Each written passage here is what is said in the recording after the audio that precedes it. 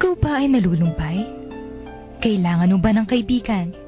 Halina at sumama sa Barkadahan kay Kristo. At ngayon, narito ang mga kabarkada ni Kristo. Hello at good evening po sa inyong lahat. Ito po ang inyong lingkod, ang inyong pong among sa Himpapawid, si Father Pep po ito, ang inyong kabarkadahan at ang director po ng Commission on Catechesis ng Archdiocese of San Fernando, Pampanga. At welcome po sa ating Wednesday episode ng ating radio program, ang Barkadahan kay Kristo, no? And of course, dito pa rin po tayo sa ating paboritong radio station, ang 91.9 Bright FM Friends tayo. And it's March 11, 2015. And of course, pagka Wednesday, kami lang dalawa ng aking partner, no? At pero stay tuned at isang oras na naman po tayong magkakasama-sama sa Himpapawid, no? Para sama-sama po tayong magnilay sa mensahe ng ating ebanghelyo sa araw na ito. Sister Son, bumati ka muna sa ating mga listeners. Okay, hello po ulit. Good evening po sa inyong lahat. Ito po Sister Zon Kayanan. Yan ko, anchor po ni Father Pep sa programang Barkadahan kay Kristo. At babatiin muna natin namong yung mga nagbe-birthday o walang may birthday ngayon, ordination anniversary. Yan ng mga pari po, no. Sabi nga today is 11. So ang na-ordain po ng March 11 ay si Among Father Arnold Punsalang ng sa ano po siya naka-assign sa seminary, si Among Notnot ang tawag po sa kanya yan. And of course, ordination anniversary din po ni Among Conrad Flores. Ayan po, dati po siyang naka-assign sa Holy Rosary at ngayon nasa ano ba yun? Sa bandang Sasmuan. Yung nagbabangka, Among na parish yan. Hindi ko sasabihin basta Sasmuan. Basta hulaan mo. Nakalimutan ko na. Ayan, tuloy. Saan ba yon? Ano kasi? Malusak ka yan. Nablanko ang isip ko. Nablanko na naman. Opo, parish priest po sa Malusak si Among Conrad. Ayan. Happy anniversary, Among Notnot and Among Conrad Flores. Yan. Gusto ko rin batiin yung aking isang kaibigan dito sa diyan sa bayan ng Mexico, si Sister Nerissa Mariano. Yan, birthday niya. Oh, okay. Happy birthday po. Yan. Happy birthday, friend. At sana nakikinig ka sa oras na ito, no? Kung minsan nakikinig siya at saka yung kanyang mga anak. Oh, okay. Siya presidente ng COMI. Pero siya nagtatrabaho diyan sa munisipyo ng Mexico. Okay. Mga Children of Mary. Ayan. So, how was your day? Okay, ngayon. Kanina may nasa ano ka daw sa radyo? Nandito ako sa kwentuhang Katoliko. Wow. May dalawang question sa mo usapan nyo kanina? Tatanungin kita kasi nangako ako sa kanila kanina na sasagutin ko ngayon. Sige, ngayon na. Madalian na lang. Sige. Bago tayo magbasa ng mga natin ng ebanghelyo. Tungkol sa reshuffle ninyong mga pare. Reshuffle, okay. Pwede ba daw na ang pare bakit nalilipat pa? Bakit hindi na lang kayo permanente sa lugar ninyo, sa assignment ninyo? Talagang gusto mo lang permanente kami, ha? Paano kung 50 years kang pare, 50 years ka sa isang parokya. Gusto mo ba yon? Tsaka, unang-una po, kaya hindi kami nag-stay, no? Unang-una, nasa ebanghelyo yan, eh. Yun. Nasa ebanghelyo yan, di ba? Yung, Lord, they are looking for you, no? Yung, di ba, sa isang parte ng ebanghelyo, sabi, No, sabi ng Panginoon, we have to move on. We have to go to other towns and preach the good news. Parang ganyan, no? So, yun pala. So, hindi, ang ating Panginoon, hindi nagstay sa isang lugar to. No? Halos linibot niya, di ba? Galilea, and then, yung ibang mga bayan pa, probinsya, di ba? Capernaum. Yung mga nababasa natin, no? So, siya'y, lumikot talaga. And at the same time, talagang, naman, kung nagstay ka dyan, hindi ka na mag-grow. No? Baka magsasawa yung mga tao dyan, di ba? kahit Familiarity ikaw, breeds contempt, sabi yun nga. nga, no? Parang yung ano din kahapon Oo. yung gospel. So, hindi na mag-grow kasi, tsaka siyempre, baka magsasawa din sa'yo. Ako nga dyan, kung minsan, no? I think this is my experience, no? Dyan sa Chancery, kasi 8 years na ako dyan, ha? Ang tagal na. Oo, kasi this is my second term as the finance officer. Medyo kung minsan, gusto ko rin na iba yung mga nagmimisa dyan sa Sunday, o kaya, no? Kasi baka magsawa na yung tao sa akin, 8 years. Diba? 8 years ka nang nagmimisa dyan, no? Kaya, I hope, yun ang rationale dyan, no? Para at least naman, mag-grow kami, mag-grow kayo, kasi baka hindi na tayo pare-pareho mag-grow sa ating spiritual life, no? Oo nga. Pagka puro, tayo, di ba? So yun po ang gandang sagot. Tapos may isa naman nagre-request na kasi parang nag-enjoy sila sa kwentuhang Katoliko, madami silang natutunan. Pero pwede daw ba yung history ng mga parishes? Sabi ko, baka pwede din nating i-invite ang mga parish priests ng bawat parish. Halimbawa, ang history ng parish sa Minalin. So syempre, silang mga parish priests doon alam nila ang kwento, no? Dahil pagka pa lang nila doon, pagka-assign aalamin na nila yung kwento ng parish nila. Sure. No? So parang itong texter natin, napakaganda, naging interesado siya sa history ng mga parishes natin. Ako rin, parang nadala din ako sa kanya, parang naging interesado din ako, no? Siguro po, sige, sasabihin natin sa gumagawa ng programs na kay Sister Karen ay natin ng history ng 94 parishes. Maganda yan. At actually, pagka talaga, yung mga upcoming mga topics natin. Wag po kayong mag-alala at natin yan. Sasama natin sa ating mga yung mga topics, no? Sa ating mga upcoming episodes. Okay. Sige. Diretso na tayo sa text line numbers. Sige. Okay. Ikaw na. Okay. Kung gusto po ninyong mag-text dito sa programa natin, sa Talakayan, ito po yung Smart Text Line, 0918-351-8282, 0918-351-8282. Sa Globe naman po, 0917-363-3738, 0917-363-3738. At para po sa mga gustong maging membro ng ating Connect Katekista program, no?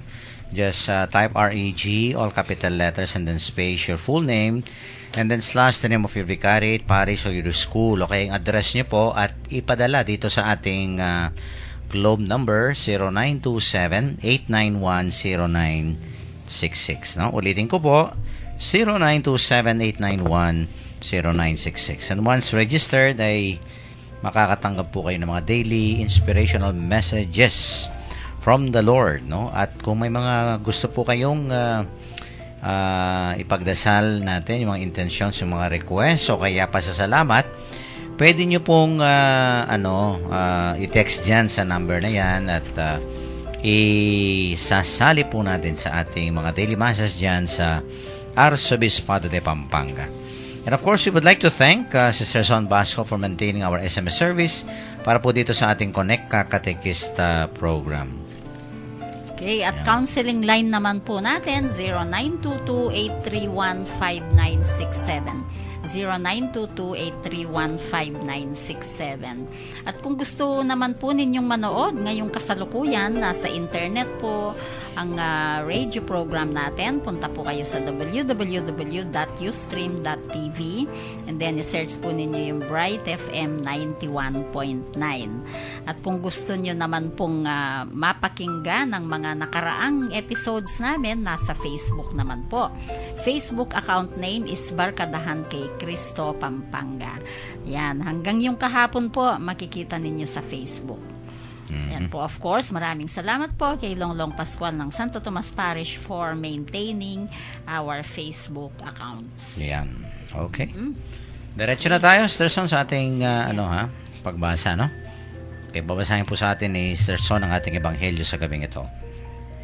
Pagbasa mula sa Ebanghelyo ni San Mateo.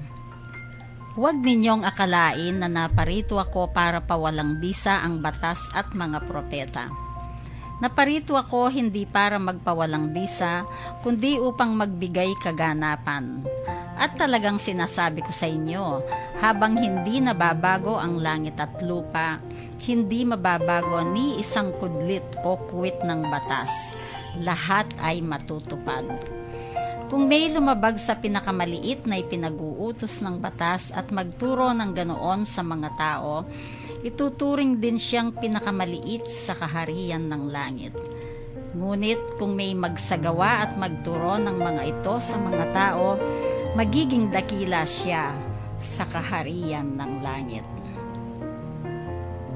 Ang mabuting balita ng ating kaligtasan. Pinupuri ka namin, Panginoong Jesus. Okay, maiksi ang gospel natin ngayon, pero malaman po, no? Parang the laws and the prophets, yan, ang batas at mga propeta, no? Actually po, pag sinasabi natin ito, batas at mga propeta, parang tinutukoy natin ng lumang tipan, yan, ang Old Testament. Pero siguro po pwede ding i-apply ngayon, no? Lalo na sa bagong tipan sa New Testament, kasi po ang ating Panginoong Jesus nagturo siya at pinakita niya ang mga mabuting gawain niya, no? Actually po itong ebanghelyo natin ngayon, parte siya ng Sermon on the Mount, or yung isa sa alam nating gospel, yung mga Beatitudes ni San Mateo, no po. Halos karugtong siya po ng Sermon on the Mount na po, kung makikita po ninyo sa Bible. Yan. Pero po siguro kung titingnan natin, gusto kong mag-focus po, magbigay ng reflection sa panahon natin ngayon. Kung sa panahon po natin ngayon, itong ebanghelyo natin, ang batas at ang propeta, ano po, pwede po nating sabihin yung walk the talk. Ayan, isa pong cliche ito ngayong nung 21st century. Kasi po parang ganito rin ang ibig sabihin sa panahon natin ngayon. Para bang ginagawa natin or pinapractice natin kung ano yung tinuturo natin, what we teach or preach, no? Kasi po, ito nga ang sinasabi kong walk the talk, parang nag-i-imply ito na we fulfill the laws and the prophets ng may sinseridad, may talagang gagawin po natin. We resolve na gagawin po natin ito. So yan, mamaya po siguro i-discuss natin sa inyo yung binanggit din sa ebanghelyo, yung tungkol sa commandments, no? Ito po yung sa Old Testament, yung Mosaic Law. Yan, yung the law and the prophet, sabi nga sa ating ebanghelyo ngayon, no? Itong batas na to at saka yung yung the law, the law, yung Mosaic Law, yung sabi mo kanina, no? Well, alam natin sa kasaysayan, sa Old Testament, 'di ba, sa Exodus, yan, binigay kay Moses yan sa Mount Sinai.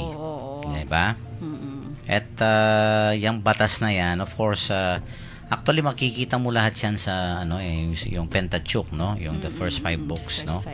Oo. Pagkatapos pero yung pinaka yan, yung nga yung 10 Commandments. At pagkatapos, alam mo, yung kanilang mga religious leaders and of course yung mga biblical scholars din nila, nagkaroon ng mga maraming interpretation, no? Ng 10 Commandments. Kaya actually ito nga, no, yung bilang daw ng mga negative commands, 365, Sir Son. Tapos yung mga positive naman, 248, no? Kaya nga, in total, parang mga batas nila na hinango sa 10 Commandments, naging 613. Ang dami, no? Tuto pa rin. Yes, at saka dapat bilang isang devout Jew, sila, required silang talagang alamin at isa katuparan itong nasusulat na mga batas na to.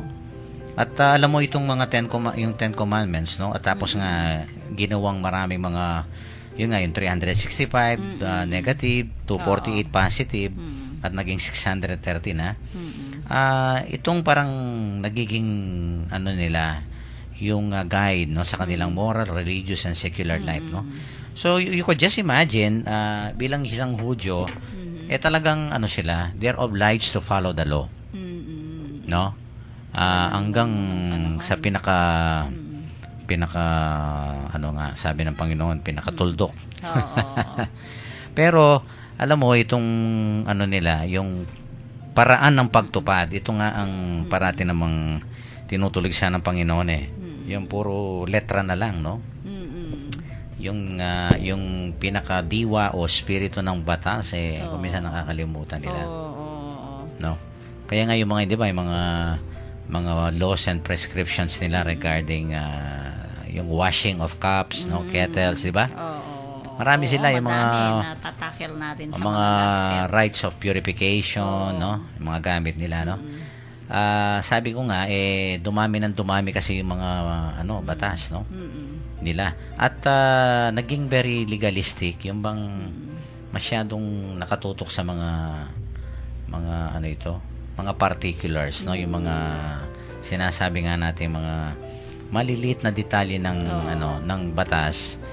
At kung minsan nawawala yung talagang pinakabuod o kaya diwa o kaya espiritu ng batas. No, kaya nga alam mo itong ating Panginoon yung inaccuse siya.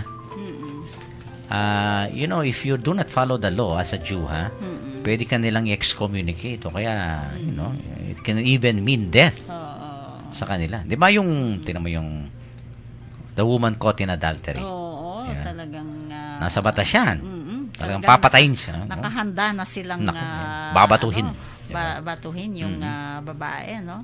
Pero tingnan mo naman ang wisdom ng ating Panginoon, no? Yan. Kaya nga sila nagsabi sa kanila. Oo. Pero talagang nila is they should be law abiding, no? Citizens to. Parang gano'n yung mga believers, no? Itong Mosaic law sa kanila, naku, talagang parang ito ang kanilang parang backbone of their faith, no, di ba? It is actually yung commandments, no, na binigay ng Panginoon kay Moses, no. Hindi dapat mababali. Yan. Sabi ng hari, no, pari, di mababali. Pero kung titingnan natin ang napakagandang meaning, di ba, Ten Commandments, tinawag nating the Decalogue, no? Pero tinatawag din natin silang the 10 words of God. Parang mas gusto kong pakinggan yon. Yes, 10 words I know of that, God, no? Oo. Nasanay na tayo kasi sa word commandment. So parang actually kung minsan ang commandment parang lalo na sa mga bata ngayon, parang it has a negative, tone, no? Di ba? Pero pag sinabi mo, sige, mga bata, pag-aralan natin yung 10 words of God, magugulat yung mga bata, no? Pag sinabi ng katekista yon, no? Kasi lalo na pag sinabi natin itong 10 words of God, they instruct us, they guide us, they motivate us, no? Binibigyan tayo ng wisdom kung paano tayo mamuhay sa kagustuhan ng Diyos. Yan. Alam mo kasi commandment, no? Kasi it was really it was written, no, of course. Yan yung Moses, no? Alam natin yung panahon ni Moses. Yung paglabas nila sa Egypto, no? Because really God wanted to enter into a covenant, no? Remember that, yung covenant, no? Pero nga nasira yung covenant, no? Anyway, ano ba yung tipanan o covenant, no? Usually pag may covenant, Sister Son, may mga I expect you to do this for me, and you also, parang ganyan, no? May tayo, may mutual responsibilities na we have to keep, no, our end of the bargain. Parang ganyan ang kontrata o covenant, O, limbawa, ito nga, ang covenant ng Panginoon, ito nga, this is part of the covenant of God na kailangan siya lang ang Panginoon nila, walang false gods, no? Yan, yung mga 10 commandments na yan. And, in return, hindi sila pababayaan ng Diyos. Di ba? Look at what happened, no? Sa mana, yung mga kahilingan na lang tubig, no? madaming Lahat provide ng Panginoon. Although, kung minsan naging greedy sila, di ba? Pero yun nga, ang talagang nakakalungkot dyan, no? Yun nga si Moses, no? He went up to Mount Sinai at binigay ng Panginoon itong mga tablets na to. Pero we know what happened. Oo, no? Nung pagkababa niya, di ba? Ano yung nakita niya? Hanggang ngayon talagang yun nga, yung hindi sinusunod ng mga tao ang mga di ba? Yung gumawa talagang, sila ng sariling mga Diyos-Diyosan nila. Yung Ark of the Covenant na Kaya nga sa galit ni Moses kaya kailangan na yun, no? na anong ginawa niya sa mga bato ng Ten Commandments. No, siguro talagang kaya nga nasira, no? Kasi nga sino ba naman hindi magagalit dito sa mga taong ito, no? Ginawa mo ng lahat para sa kanila. Ilinabas mo na sa slavery sa Egypt. No? 'Di ba? Tapos complain pa sila. So parang ganon yung it was made really in the context of a covenant. And I think that is where we have to understand yung mga batas ng Panginoon sa atin, no? So panahon natin ngayon, Among, no? 'Di ba itong mga batas na ito talagang kailangan naman sa sosyedad, sa Of human course, society sisters, ang no? mga batas, no? Actually, ang mga commandments part ng natural laws, no, for humans. Na lalo na tayo na we live together sa isang society, no, na kailangan magrespetuhan, may justice, may kapayapaan. Ayan. No, kahit naman saan, 'di ba? Kahit sa pamilya may batas, sa opisina, sa lahat, kahit saan tayo pumunta. May mga laws. You could just imagine, you just imagine the contrary of that, no? Kung walang batas. Hoy, naku. Lalo There na sa will be daan. chaos, Sister Son. Lalo na sa daan, Among. Naku. There will be chaos. Kaya nga yung mga, sabi nga ni Saint Thomas, ang endpoint talaga ng batas. Of course, alam natin yung love of God, love of neighbor, no? Yung nga yung common good. Common good, common welfare, no, of man. Kaya nga, sabi nga ng ating Panginoon, the Sabbath was made for man and not man for the Sabbath, For the no? Sabbath, Yun nga, sinusunod nga ng mga batas ng mga Hudyo, pero hanggang doon lang sila sa mga letra. Wala yung talagang diwa, no? Pero naman Sabbath, may nangangailangan, hindi mo tutulungan. Kasi kailangan ka magpahinga. No? Literal No? Para bang yung kumisan sabi ko nga nung ibang, sige, magkalat ka dyan, no? Diba? Pero nandyan yung, yun nga, tapos magsusulat ka. Lahat pagka no littering, no loitering, for example, no littering. Ibig sabihin yan, huwag kang dyan, huwag kang magsulat, huwag kang magdumi, hindi lang basura. Di ba? Kung minsan other people, they seem not to get it, sabi nga. Ay, may nakasulat na nga sa wall, no? Post nobile. Pero, naku, mayat maya, may, yung mga ganon, no? Kaya kung minsan, tayo yung bang, ang ating tingin kasi sa mga batas, parang burden sa atin, no? Well, in fact, nakakabuti yung mga batas na yan. Because they have a purpose, no? And the purpose is to serve the common good of man. Nakakapag-ayos yan. Whether it be yung sabi mo sa traffic, no, sa daan, o kaya sa ating mga gobyerno, no? We have some rules to follow. Yan, yung mga sabi mo nga doon sa 10 little things, 'di ba? Pay your taxes. Nga. 'Di ba? Kaya talagang talagang kailangan sundin. And of course, hindi lamang sa gobyerno, sa simbahan may mga batas tayo, sa eskwelahan may mga batas tayo, sa opisina may mga batas tayo, sa pamilya mayroon tayo, no? At yung mga batas na yan, talagang we have to follow them, lalong-lalo na, no? Kasi yun nga sa pamilya, isang nanay, isang tatay, ang ruling natin dito sa bahay, pagdating ninyo, wala munang TV, ha? Mag-aral muna ng leksyon. Okay. O kaya, rule ni tatay, ni nanay, sabay-sabay tayong kumain. Wala muna mga magte-text dyan. Diba? O kaya, 10 o'clock, pagka weekdays, lights out. Matulog.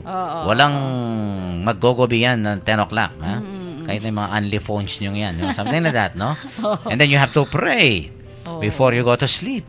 Ganyan, no? Kung may mga family prayer time pa kayo. Ang dami mga bata. Pero you have to obey. It's because, alam mo, sabi nga ng isang nabasa ko, Son, ang pagsunod ay napakalinaw na tanda ng pagmamahal. Ay, oo. Totoo yun. Pagmahal mo ng isang tao, di ba, yung... susunod ka. But natural and spontaneous that you obey, no? Same is true with the Lord, no? Kaya nga kung mahal mo ang Panginoon, yung mga commandments na yan, hindi mabibigat na pasanin sa atin. Kung hindi, they are actually beautiful ways or expressions that we love God when we obey His commandments. Kasi para sa atin muna, yan eh. Kabutihan. Oo, sa ating kapakanan yan. At walang, tandaan po natin ito, kamukha sa bahay, walang mabuting magulang na ituturo, ang masama sa anak. Diba? O kaya pagagawa niya ang masama sa isang anak.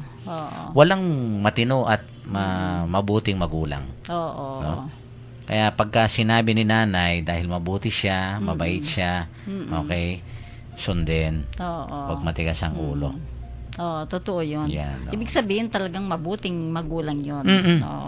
And the law, says, yan, no? Kailangan sumunod tayo, no? Sa kalooban ng Diyos. Okay, medyo nag-exit tayo ng konti. Natin Sige. yan, dudugtungan natin mamaya, no? Yung pagsunod sa batas ng Panginoon. Okay. Sa ating mga texters po, may mga text na, messages, ay padala nyo po at mamaya ay babasahin po sa natin, no? Sa ating second segment, tungkol po dito sa ating pinag-uusapan regarding obeying and fulfilling the laws and the commandments of the Lord, no? Okay, at mag-break muna po tayo, magpatugtog tayo ng isang religious song para po sa inyong lahat ito.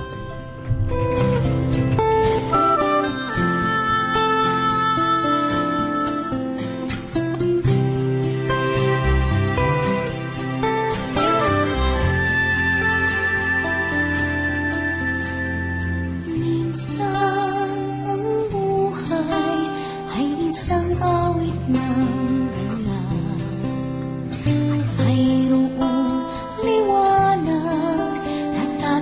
sa ating pagyapang.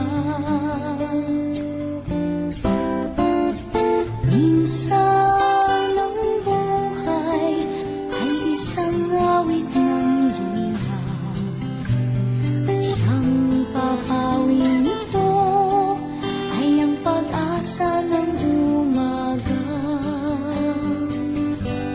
At kahit anong tingin ng unos, kahit anong tingin ng tilim, ay isang inang nagmamatiyag, nagmamahal sa atin. Awit niya'y pag-ibig ng Diyos, tawad niya'y magbalik noon, turo niya'y buhay na ang Diyos lamang sa atin nagkaloob.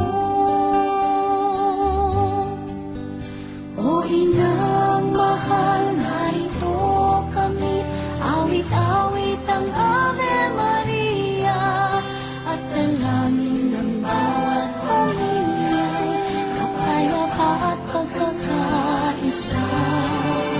Ang rosaryo mo, hawak namin at awit-awit ang Ave Maria, kuskus ka ng diwang banal, hindi ng aming payak na dasal, ihatid mo kami sa langit ng amang mapagmahal.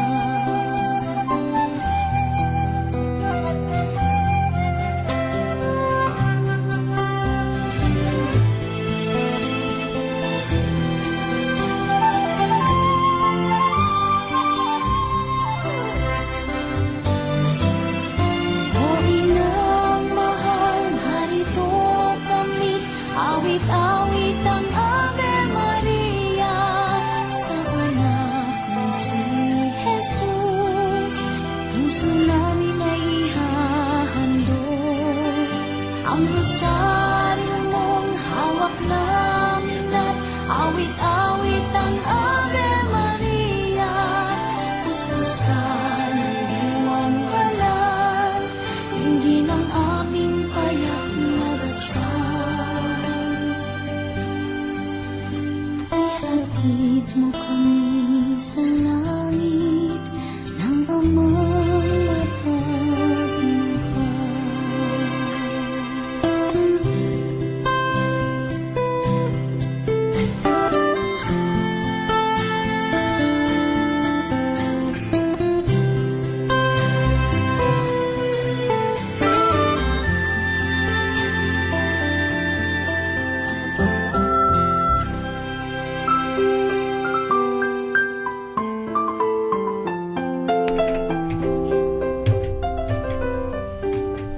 Nagbabalik po ang Barkadahan kay Kristo, ang radio program ng Archdiocese of San Fernando, Pampanga.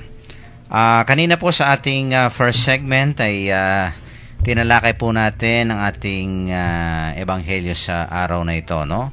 Tungkol po dito sa akusasyon sa ating Panginoon na siya ay hindi sumusunod sa mga batas, sa turo ng mga propeta. Pero sabi nga niya, well, actually, iba yung kanyang paraan ng pagsunod, Sister Son. Yung nga sabi ko kanina, yung diwa at buod, no? Igaganap niya ang batas. At sabi ko nga dun sa Ten Commandments, no? Kasi ito ang pinaka-backbone ng Mosaic Law, yung Ten Commandments, no? And of course, nag-multiply yan dahil may mga naging, interpretation, no? Ng mga Ten Commandments na yan, no? And yun nga, yung naging legalistic sila. They just focus on yung external observance no of the law, or kung minsan literal lang. Pero yung diwa na wala, yung espiritu, no? At ang Panginoon sabi niya, hindi ko kinakalaban ng batas at hindi ko buburahin ang batas. Kung hindi, igaganap ko yung talagang fulfillment pa kahulugan, sabi niya. Which is, of course, yung love of God, love of neighbor, sabi nga. Kung ano yung nakakabuti, no? Lahat ng batas po na binibigay sa ating Panginoon, wala naman iutos ng Panginoon na masama sa atin. Kakabuka ng isang, yun nga, yung mother mo, o kaya father mo. Good parents, they will never, order or command ang kanilang mga anak na gagawin yung masama, di ba? Okay, may mga text siya tayo. Okay, meron na. Mong from 4160. Sabi niya, magandang gabi po, Father Pep at Sister Zon. Salamat po sa Barkadahan kay Kristo at sa Kwentuhang Katoliko. Araw-araw po akong nakikinig sa mga programa po ninyo. At sana po pagpapatuloy pa po ninyo ang pagtuturo sa ating church history sa mga paniniwala at tradisyong Katoliko. Jaime Andrea po ng San Agustin. Ayan, Brother Jaime, maraming salamat sa tiwala mo at pagtutok mo sa dalawang radio program ng Komisyon salamat, ng Jaime, no? Catechesis. Nakaka-inspire naman yung tinext mo.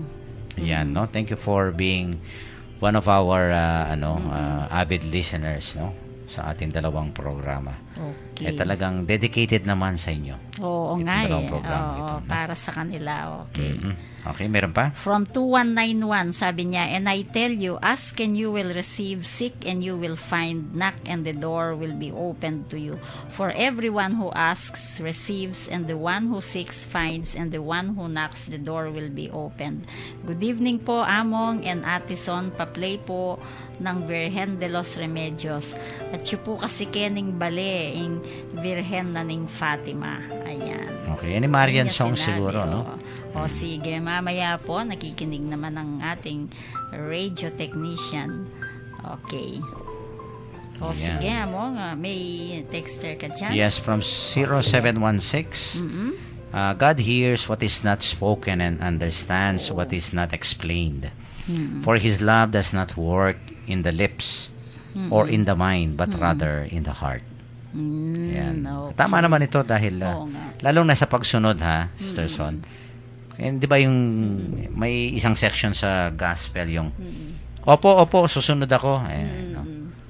Sa labi yun, no? Oo, yung lalaki, no? Sabi niya, opo, dad, no, tay, sige, susundin ko yung yung bilin nyo. Tapos hindi naman pumunta. Pero hindi niya lips ginawa, lang hindi ngayon niya tinupado. At saka yung mind lang. Siguro, mind, lips lang. Pero sabi nga dito, yung heart. No? Yung isa naman, hindi po. Pero naisip-isip niya, naku, hindi maganda tayong yung sinagot niya. Sinagot niya. Tapos, nag-change mind. Tinupad niya. Yun diba? ang tunay na pagsunod. Yun ang mas mahalaga. Kaya nga tama itong ating texter na, hindi sa labi, hindi sa isip lang. No? Kundi dapat sa puso at sa gawa. Nanggagaling sa puso. Yan. At ito ngang, no, let's go back itong ating pinag-uusapan, Sister Son, itong mga batas, di ba? Sabi ko nga, para sa ating kapakanan. Oo nga. Parang mas gusto kong pag-usapan namin dahil nasa simbahan tayo, ang batas sa simbahan. Okay lang ba sa'yo? Yeah, of course. No? Sige. Kagaya kanina, yung nagtanong, di ba? Yun ba, batas, Among, na hindi kayo pwedeng permanente habang buhay sa isang parokya, sa isang assignment? Isa bang batas yun sa simbahan? Sa inyong mga pare? Sa amin lang. Sa sa ministerial priesthood. Usually, these are, wala namang pero that's the usual, standard procedure, no, sa lahat, no? Yung sa ating, sa mga pastoral assignments namin, talagang, Alam mo, Among, parang magpapatalastas ako. Sige. Nanood ka ba kagabi yung bagong programa? Parikoy. Hindi yata bago, last week pa. Last week pa yun? Hindi, kagabi kasi. Nanonood ako, nung kalahati antok na ako, hindi ko natapos. Pero kaninang umaga, kinukwento ni Ruth, ay, ang ganda, sabi niya. Ba't mo tinulugan, sabi niya. Antok na antok ako, sabi ko. Tapos kinuwento nila, no? Nakakatuwa, parang natatawa kami kasi parang may mga parokyang ganon. Talaga. Diba si Ding Dong, bagong lipat siya sa isang parokya. Yan. Naku, ang dami niyan dinatnan na negative dun sa nilipatan niyang parokya sa Manila. Actually, ang director pala namong isang ex-seminarian kasing pangalan, I forgot. Nabasa ako sa dyaryo. Kaya talagang kuhang-kuha niya. Yung scriptwriter, no? Oo. Okay. Tapos parang advisor nila si Father Eric Santos ng Tondo. Oo, siya ang advisor nung director Kaya ang gandang subaybayan. Actually, nag-trending, Among. Tapos, ang dami daw paring sumubaybay. Ayan. Yan ako hindi pa ako nakapanood ng pero I just read yung synopsis niya, no? Pero hindi pa ako nakapanood. Ano bang oras yan? Pagkatapos ng 24 oras, 7. Ako nga, titiisin ko yung antok ko. Okay. Nag-identify yata yung isang texter, no? Oo. Walang pangalan, sabi mo. Nag-text kanina, Jamie Andrea. Jaime, akala ko Jaime. Girl pala siya. Sorry. Sabi niya, Jamie Andrea po. Girl Jamie. po. Thank you. Jamie. Jaymie. Yan. Baka yan, Children of Mary. Oo, o kaya, girl pala siya. Pasensya ka sa na. Youth siguro siya. Akala ko Jaime. Jamie. Yan. Ituloy natin yung sabi mo sa simbahan. Alam mo, lahat naman ng Sister Son, lahat naman ng mga batas, no? Siguradong may may rationale. Yun nga yung purpose. Yun ang kailangan itanong Kung minsan, di ba, I'll give you an example, ha? Hindi ba sa legislative, yan, body, yan, Congress, sa Senate. Kung minsan magpapasala sa ng isang bill, di ba? Isang mungkahe, no? Tapos pagdidibatihan yan, tapos magbobotohan. Until finally ma-ratify yan at magiging isang batas, no? Except executive number, ganyan-ganyan, no? Yan, siguradong may pinanggalingan, may ugat Oo, At saka may purpose. Oo. Sa atin, kung minsan, binabasa lang natin ang batas, no? Mm-mm. For example, anti-money laundering law. Oo. Di ba? Oh. Mm-mm. Ano kaya yung ibig sabihin nito na, ayan, mga ganyan? Mm-mm. Kailangan kasi saliksikan mo Mm-mm. Kailangan yung bakit. Halimbawa sa simbahan, bakit tayo nagpa-fasting? Bakit Oo. tayo nag-abstain? Oo. Bakit may almsgiving?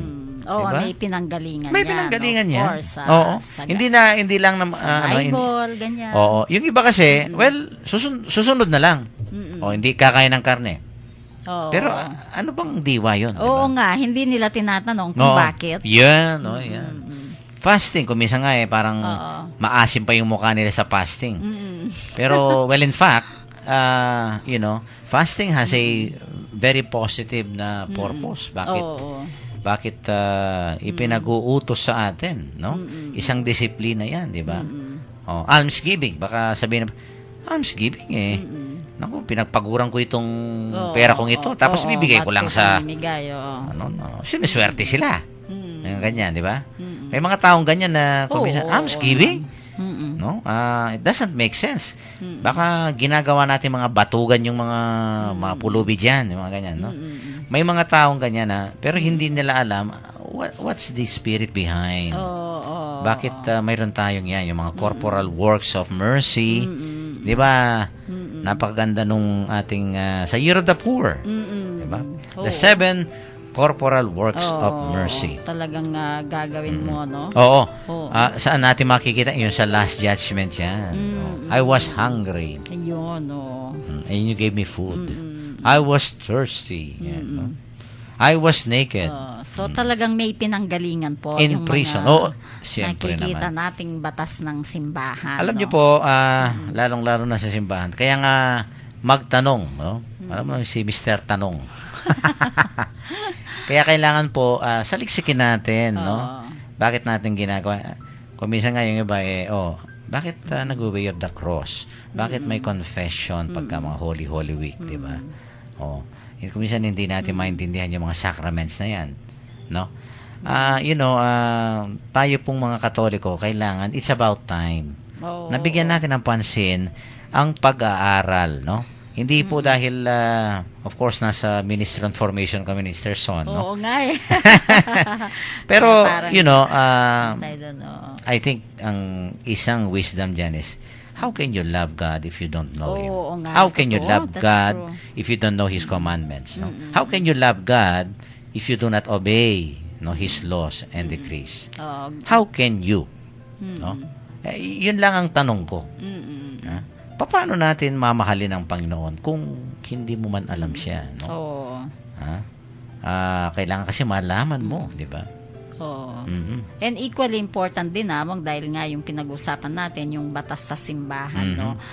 Of course, sabi nga niya mong how can you love God? Ganun din po, no. How can you love the church kung hindi nyo kilala ang simbahan natin, kung hindi nyo kilala yung mga batas ng simbahan natin, no? Kasi bilang Katoliko po, parang karugtong natin ang kwentuhang Katoliko. Kaya nga. Bilang Katoliko po, talagang kailangan nating mahalin ang simbahan natin. At kung minsan, ito nga, no, kahit na mahaba at kung minsan nakakaantok siguro, no, yan, yung history. Oo, yung let us learn the rich history, the rich tradition of the Catholic faith. Yan ang ini-emphasize natin doon sa isang programa natin, di ba? Kasi may historya, may kasaysayan, may yung the word kasaysayan, may saysay, may meaning. Sister Son, no? Pero kung minsan we miss the meaning. Kung minsan hindi natin alam yung saysay. Oo. Kasi madalas among, basta nagsisimba ako, Katoliko ako, basta nagsisimba ako, yun na yun. Hindi po, ang dami pa pong dapat pag-aralan. Yan, oo. At dito natin ma-appreciate, no? Yun nga, 2,000 years, more than 2,000 years na po ang ating pananampalataya. And yet, do we hardly, get to know our faith, understand better, no, the things that we believe, no. Kaya yung mga batas-batas-batas na yan. Oo. Kaya kung minsan burdensome sa atin, kasi nga, iba yung perception natin, no? So tulungan din natin ang sarili natin na ibahin yung pananaw sa buhay, no? At kumalaman na ang ating pong pananampalataya, basically talaga yan nga, it's a relationship, it's a covenantal relationship with God, no? At ang bawat relasyon, Sister Son, ay may kasaysayan, may istorya, the story behind, di ba? Kaya Kahit na lugar man yan, tao man yan, may kasaysayan. Talaga naman. Kaya nga, hindi ba I think sa curriculum sa elementary o sa high school, may Philippine history diba? World history. May mga ganyan na subject World history. Isa sa mahirap na subject yan namin kasi memorization. Oo. Kami noon about yung Oriental history and philosophy. Oriental history pa pala. Oriental, mga Asian, no? Oo, mga Asian. Kasi kailangan natin pagka wala tayong sense of history, sabi nga kung hindi mo alam yung pinanggalingan mo, talagang you will never appreciate, no? Pero yun nga yung kung minsan we just know the Catholic faith ngayon na. Yung ngayong present, no? Pero hindi mo alam yung pinagdaanan nito, no? Yun nga yung sa Jewish tradition, no? It's an offshoot, and then at the same time ang Panginoon, yung mga apostles, the church fathers, and then nag-build up yung mga yung mga turo at of course pati na yung mga laws, no? sa church natin, di ba? Batas na yung mga tayo. batas-batas na yan, di ba? Pero I find it ako naman, of course, baka sabihin ng mga tagapakinig, kasi Father, pari ka, no? Kaya madaling sumunod. At saka you appreciate the history. Kami mga ordinaryo, mga Katoliko lamang, di ba? Pero kahit na po ordinaryong Katoliko kayo, huwag niyo sabihin na parang it's boring nung history, no? Parang it's a dead topic, parang ganyan. No, it's not. Actually, Among, magandang pag-aralan ng history ganyan. Kasi lalo na kung yung nagtuturo ang galing-galing, parang nararamdaman mong nandun ka That's right. Nandun ka sa lugar na yon, even 100 years ago.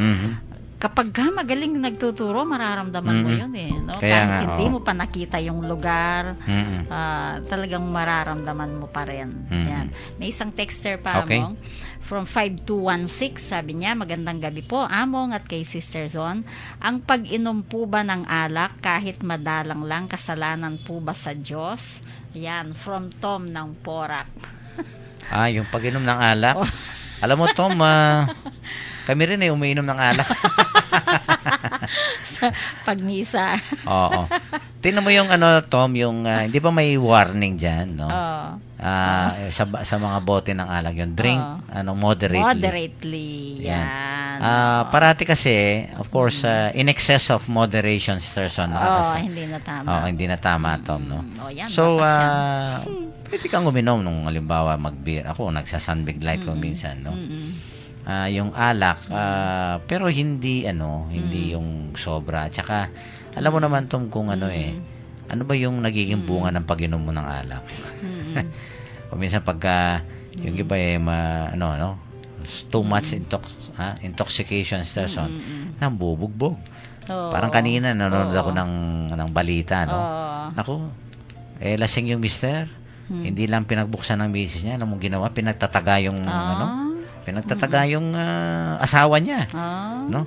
Nasugatan dito sa ilong, buti hindi tumagos sa mukha niya, no? Nag-complain yung misis kanina, no? Bakit? Well, lasinggero itong lalaki, pinakita kanina. So, talaga magiging kasalanan yan pagka sumobra ka na, no?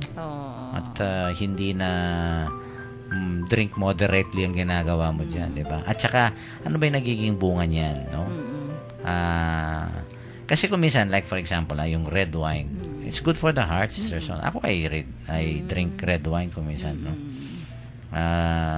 Maganda sa, sa blood, sabi no? nga nila, pero ano lang, yung hindi naman masyado, no? Oo. So, in excess, Tom, pwedeng maging kasalanan yan talaga. Okay. Pinanggagalingan ng kasalanan ng pagka lasing ka't anong lahat ang ginagawa mo, di ba? Oo nga. Sige pa. Okay, may isang tanong pa, Among, from 2191. Sabi niya, pwede po bang ipabatas sa simbahan ang ipagbawal ang pananamit ng nakaspaghetti, dress na maliliit, naka-short at palda na maliit sa mga girls at sa mga lalaki, yung naka-short na naka-basketball at naka-sando. Kung may nakaspaghetti, bigyan ng pantibabal para magandang tingnan sa nagsisimba ang nakadesente. Pwede pong ipabatas sa simbahan yan, Among? Actually, may Okay. dress, ano ang tawag dyan? Dress code. Dress code. Pag nagsisimba Kami dyan sa tayo. Arsiobispado, pina-flash namin yan. Yung sana, Oo. well, actually, hindi naman talaga diretsong bawal, no? Pero, lalong-lalo baka yung sabihin ng iba, kasi summer, Father, yan, mainit, no? Oo nga. Pero I think, tama yung, kaya nga may yung- dress code, as much as possible, it is highly discouraged Oo. na magsuot po tayo ng Mga ganon. nakaka-catch, no? Ano ba yung ng attention. ng attention. Oo.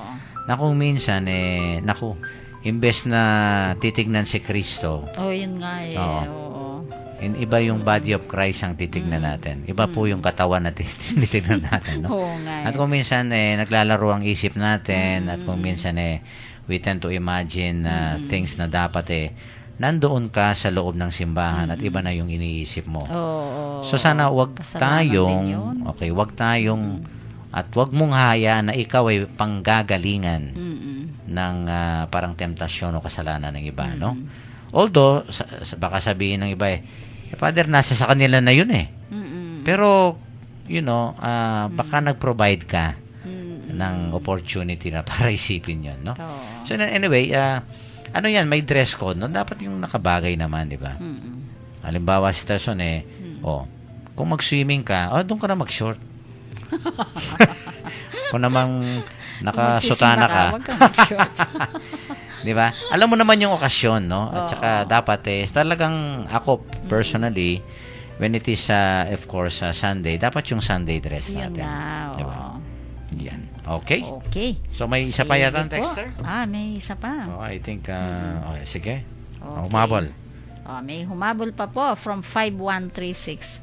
Among, paano po kung sa baptismal certificate ko ay mali ng isang letra ang name ko, pero sa NSO birth certificate tama naman po yung name ko? Ano po ang gagawin ko? Punta dito sa aming opisina dyan sa Arsiobispado de Pampanga, no? Yan po ang Department of Corrections namin. Dito sa notary department po yan, no?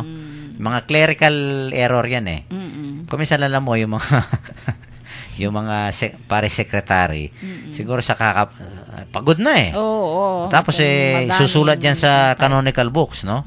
Sa Book of Baptisms, there's on. Kung halimbawa, baka inaantok, yung isang R lang, ginawang dalawa. No? Kung minsan human error yan Oo. No? Hindi naman po natin na kung minsan kasalanan din ng siguro pagod o kaya puyat o So may mga human error po yung ating mga pari secretaries. Pero pwede pong makorek yan dito sa notary department po, no? Punta po kayo diyan sa Arsiobispado de Pampanga, diyan po sa barangay San Jose, City of San Fernando. Iko-correct po yan. Dalhin niyo po yung inyong mga yung NSO document, no? Okay. Sige. Sige. Let us closing end prayer. our beautiful episode with a closing prayer, no, to be led to us by Sister Son. Lord Jesus, grant this day to direct and sanctify, to rule and govern our hearts and bodies, so that all our thoughts, words, and deeds may be according to your Father's law, and thus may we be saved and protected through your mighty help. Amen. Okay, thank you so much. So, Ang ganda nun, no? Sige, papaalam na ako, Among. Maraming salamat po. Sana po may natutunan tayo sa pagtalakay namin tungkol sa batas, no po. The laws and the prophets. Yan. Ipagtanggol mo. Ayan. Oo. May ano yan di ba? Parang may show yata yan. Pag nasa oo, katuwiran ka, oo, parang yan, si pagtanggol mo. Attorney Season. No, Yan, yan. oo. Parang mga batas, ka tayo ngayon, mga lawyers. Oo nga, no? Sana po kung may mga batas na talagang mabigat na hindi natin sinusunod. At sana saka po magtanong. After listening to this gospel, na sumunod na tayo sa To better batas. appreciate, sabi nga, no? Ayan, opo. So maraming salamat po. Good night po. At ingat po kayo palagi. Yan. And God bless you po. And of course, sa nasabi ko nga kanina, no, kung mahal natin ang Diyos, no, sana po ay sundin natin ang kanyang kalooban. Ang mga batas pong binibigay sa atin ng Panginoon ay hindi po pabigat yan. Kung hindi, lalong-lalo na ay nagbibigay ng direksyon sa ating buhay, no? Ito po ay nakakabuti sa atin at lalong-lalo na kung susunod tayo sa mga batas na yan, no? Sigurado ko po na ang ating buhay ay magiging makahulugan. Ito po si Father Pep Bacay, ang Director po ng Commission on Catechesis ng Archdiocese of San Fernando, Pampanga. Muli pong bumabati sa inyo ng magandang gabi. Ingat lang po at maraming salamat po sa inyong pakikinig.